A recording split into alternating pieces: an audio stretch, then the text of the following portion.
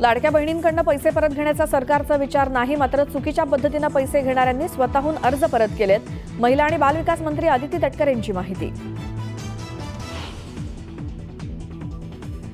नाराजी नाट्यानंतर छगन भुजबळ आणि अजित पवार पहिल्यांदाच येणार आमने सामने. शिर्डीतील 2 दिवसीय राष्ट्रीय अधिवेशनाच्या पार्श्वभूमीवर भुजबळांची नाराजी दूर झाल्याच्या चर्चांना उधाण.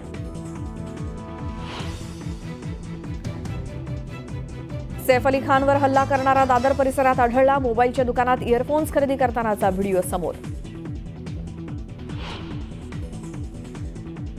हल्लेखोराचा डोळा फक्त सैफवरतीच होता की तैमूरवर सुद्धा?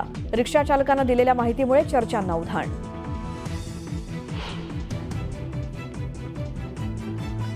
सैफवरती हल्ला केल्यानंतर हल्लेखोर कपडे बदलून वांद्रे परिसरातच फिरत होता. सीसीटीव्हीत हल्लेखोराचा निळा शर्ट घातलेला फोटो कैद, तर पिवळ्या शर्टमधलाही संशयित आरोपीचं सीसीटीव्ही फुटेज समोर.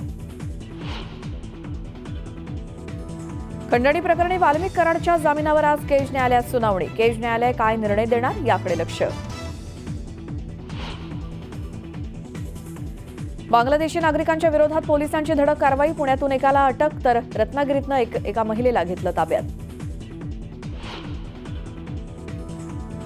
चिखलदऱ्याच्या रेहट्याखेडा गावामध्ये महिलेची काढली नग्न धिंड. अंधश्रद्धेच्या संशयातून किळसवाणा प्रकार. पोलिसांकडून तपास सुरू.